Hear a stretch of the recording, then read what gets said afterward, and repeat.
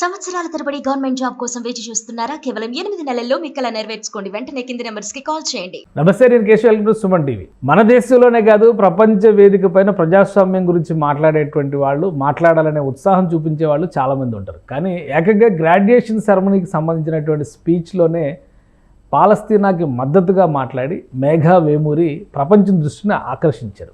So ఎంఐటీలో జరిగినటువంటి ఈ ఈవెంట్లో ఆమె మాట్లాడిన మాటలు, ఆ తర్వాత పరిణామాలు, చివరికి ఆమెను స్టూడెంట్ లీడర్గానే కాదు, డిప్లొమా తీసుకునేందుకు కూడా బ్యాన్ చేసినటువంటి పరిస్థితి వచ్చింది. అసలు మేఘా వేమూరి ఎందుకు ఇలా మాట్లాడాల్సి వచ్చింది? ఇజ్రాయెల్ పాలస్తీనాకి సంబంధించినటువంటి వివాదం దశాబ్దాలుగా కొనసాగుతున్న నేపథ్యంలో అమెరికన్ యూనివర్సిటీస్లో విద్యార్థుల మనోభావాలు ఏ విధంగా ఉన్నాయి? దీన్ని విశ్లేషించేటువంటి ప్రయత్నం చేద్దాం. మనతో పాటు అమెరికా నుంచి జాయిన్ అవుతున్నారు సాయి శ్రీనివాస్ గారు, లా స్టూడెంట్, అలానే అక్కడ లాకి సంబంధించి రీసెర్చ్ అసిస్టెంట్గా కూడా వర్క్ చేస్తున్నారు. సాయి శ్రీనివాస్ గారు నమస్తే.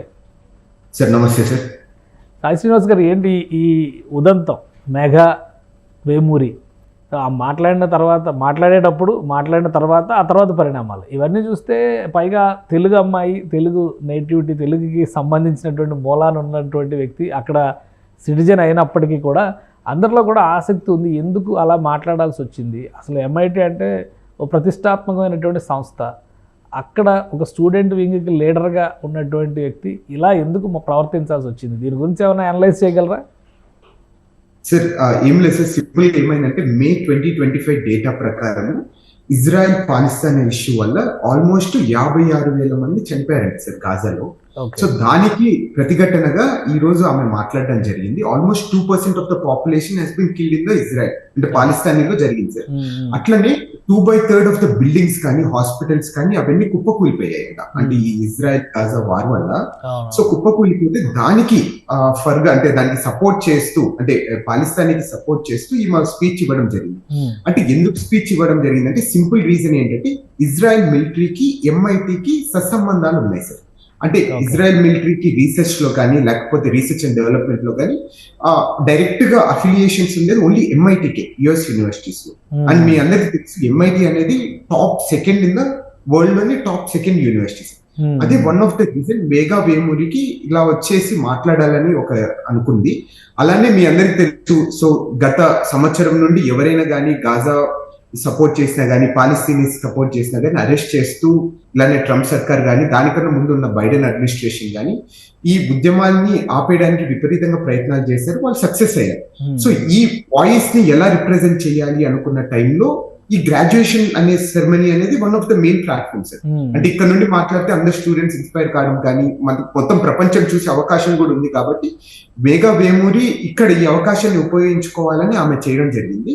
అలానే మేము ఈ దమనకాండకు కానీ, ఈ హత్యాకాండకు కానీ ఎంఐటి దాని నుండి వైదొలుచుకోవాలి, అక్కడికి సత్సంబంధాలని ఇజ్రాయెల్ మిలిటరీతో వైదొలుచుకోవాలని ఆమె డిమాండ్ చేస్తూ ఆ స్పీచ్ ఇవ్వడం జరిగింది.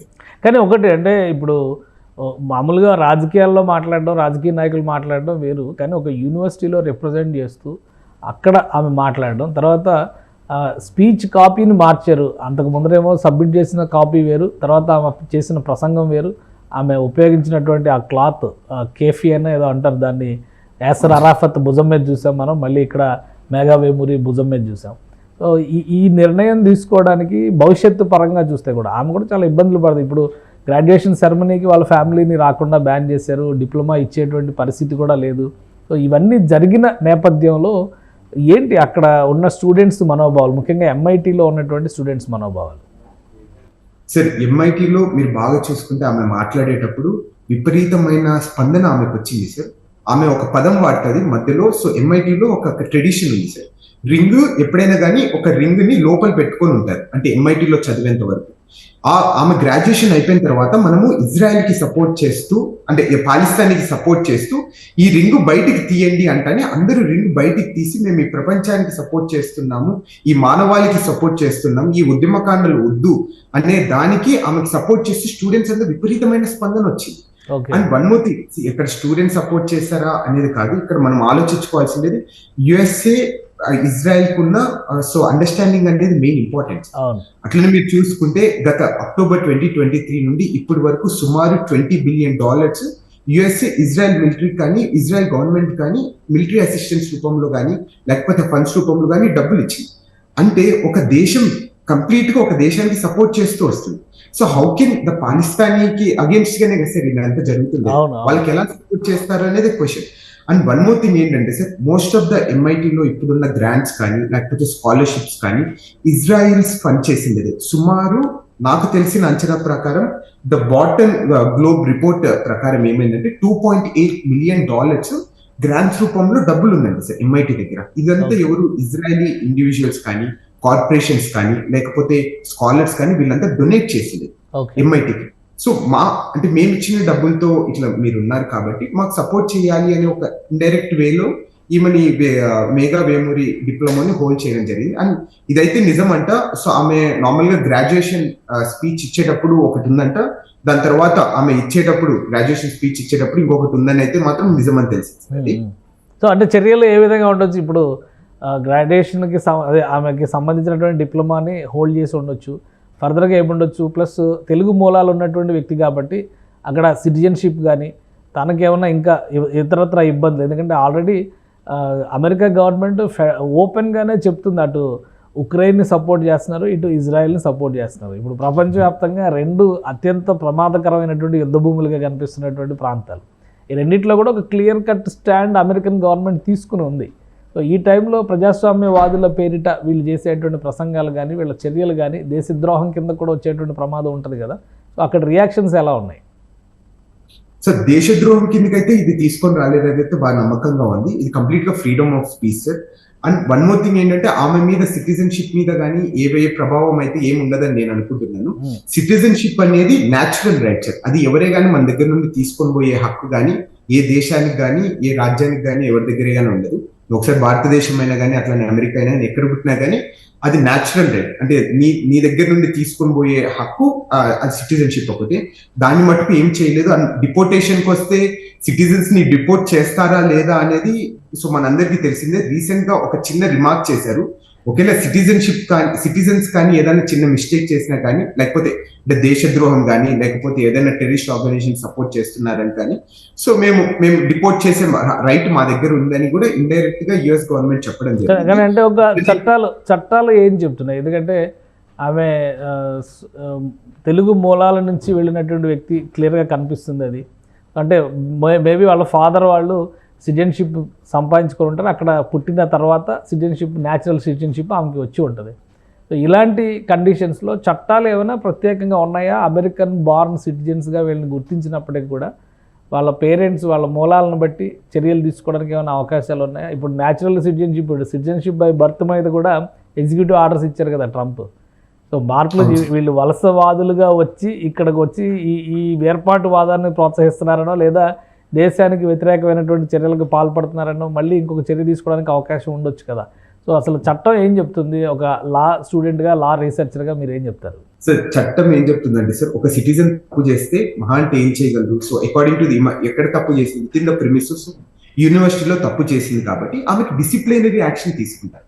అంతకు మించి వేరే అదర్ యాక్షన్ తీసుకునే రైట్ కానీ హక్కు కానీ ఏ గవర్నమెంట్ కానీ ఏ యూనివర్సిటీ కానీ ఏముండదు. మహా అంటే ఏం చేస్తారు, యూనివర్సిటీ సర్టిఫికేట్ ని విత్హోల్డ్ చేస్తారు తప్ప అంతకన్నా ఏం చేయలేదు. చట్టపరంగా శిక్షించడానికి కానీ జైలు శిక్ష పెడతానికి కానీ అలాంటి అవకాశం. ఎందుకంటే ఇండియాలో ఆల్రెడీ ఒక ఇష్యూ నడుస్తుంది, శర్మిష్ఠా పనోలి అని చెప్పని సోషల్ మీడియా ఇన్ఫ్లుయెన్సర్ ఒక కామెంట్ పాకిస్తాన్కి వ్యతిరేకంగా చేసింది. అందులో మతపరమైనటువంటి అంశాలు కూడా వచ్చినాయి కొన్ని. ఆమెను వెంటనే అరెస్ట్ చేశారు, లోపల పెట్టారు, రిమాండ్ పంపించారు, 14 రోజులు రిమాండ్ కూడా పంపించారు. సో అసలు అమెరికా చట్టాలు ఏం చెప్తున్నాయి? ఇలాగా ఫ్రీడమ్ ఆఫ్ ఎక్స్ప్రెషన్ లేదా దేనికైనా కానీ స్వేచ్ఛగా మాట్లాడవచ్చు అనేటువంటి ఉద్దేశంతో ప్రభుత్వానికి సంబంధించి ప్రభుత్వ విధానాలకు సంబంధించి వ్యతిరేకంగా మాట్లాడితే అమెరికాలో చట్టాలు ఏం చెప్తున్నాయి? సార్ అక్కడ క్లియర్ గా సో ఆమె ఎక్కడే కానీ వైలెన్స్ ని కానీ లేకపోతే ఏదైనా హత్యాకాండాలు చేయండి ఇట్లా ఉద్యమాలు చేయండి అనేది ఎక్కడే కానీ ఎంకరేజ్ ఆమె స్పీచ్ లో కానీ ఎక్కడ లేదు.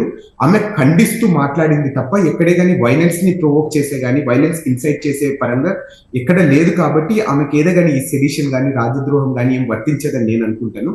అండ్ వన్ మోర్ థింగ్ ఏంటంటే ఆమె ఫ్యూచర్ స్టడీస్ కి తప్పకుండా ఇదైతే ఒక గాయం మచ్చగా ఉంటుంది తప్ప సో ఆమెనైతే ఏం చేసుకోలేరని అయితే నేను అనుకుంటున్నాను sir. And with respect to the citizenship, so ఆమె సిటిజన్ కాబట్టి మహా అంటే సో మేబీ లైక్ ఫ్యూచర్ లో ఎప్పుడైనా జైలుకి పంపిస్తారు తప్ప అంతకన్నా వేరే యాక్షన్ తీసుకునే రైట్ అయితే ఏం లేదు. డిపోర్టేషన్ అనేది సిటిజన్స్ ని చేయకూడదు. అది క్లియర్ గా యుఎస్ సుప్రీం కోర్ట్ డిఫరెంట్ సందర్భాలలో కూడా చెప్పడం జరిగింది sir. I think we don't need to worry as of now. Right. అలానే ఇప్పుడు మేఘా వేమూరి రియాక్షన్ ఏంటి అసలు? ఆమె బ్యాక్గ్రౌండ్ అంటే ఫ్యామిలీ పరంగా కానీ, లిటరేచర్స్ పరంగా కానీ, ఆమె స్టడీస్ పరంగా కానీ ఈ టైప్ ఆఫ్ ఎక్స్ప్రెసివ్ మెంటాలిటీ ఉండడానికి కారణం ఏంటి? ఏమైనా స్పెసిఫిక్ రీజన్స్ ఉన్నాయా దానికి? సో ఆమె 2021లో హై స్కూల్ కంప్లీట్ అయింది సార్. అట్లనే సో అండర్ గ్రాడ్యుయేషన్ వచ్చేసి ఎంఐటీలో చదివింది, అంటే computer science, neuro science and linguistic మీద. ఈ లింగ్విస్టిక్ అనేది మెయిన్ ఇంపార్టెంట్ థింగ్ సార్. ఆమెకి ఎంఐటీలో ఒక స్టూడెంట్ గ్రూప్ ఉంది.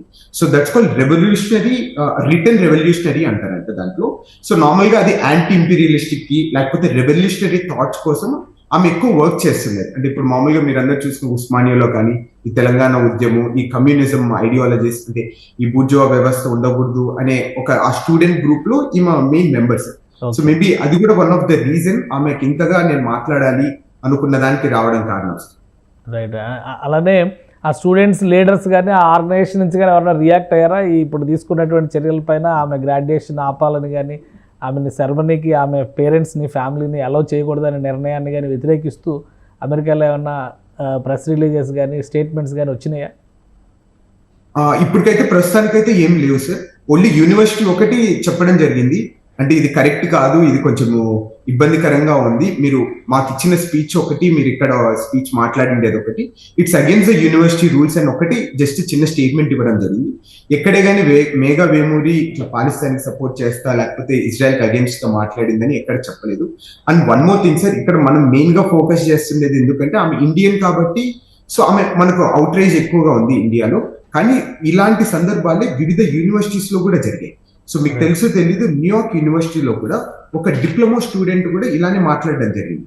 సుమారు 56,000 మంది గాజా సిటిజన్స్ చనిపోవడం జరిగింది, అసలు అక్కడ ఎవరు లేరు, దాన్ని కాపాడాలి అని అతను న్యూయార్క్ యూనివర్సిటీలో కూడా మాట్లాడడం జరిగింది ఒక విద్యార్థి.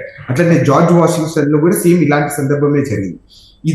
ఇవంతా ఎందుకు సందర్భాలు జరిగిన తర్వాత ఎందుకు యూనివర్సిటీస్ అనేది విత్హోల్డ్ చేసుకుంటున్నాయంటే, one of the main reason ఏంటంటే ఇజ్రాయెల్ మిలిటరీ కానీ, ఇజ్రాయెల్ గవర్నమెంట్ అలానే ఇజ్రాయెల్ ఎంటిటీస్ కి అత్యంత సన్నిహితంగా ఉండేది యుఎస్ యూనివర్సిటీస్. ఇక్కడ ఉన్న స్కాలర్స్ కానీ, రీసెర్చర్స్ కానీ, ఇండైరెక్ట్ కానీ డైరెక్ట్ కానీ, సో ఇజ్రాయెల్ గవర్నమెంట్ కానీ, ఎంటిటీస్ కానీ సపోర్ట్ చేస్తూ వస్తున్నాయి. అందుకే one of the main reason universities కూడా చాలా త్వరగా రియాక్ట్ అవుతున్నాయి. Right. Thank you Sai Srinivas గారు విశ్లేషణ అందించినందుకు.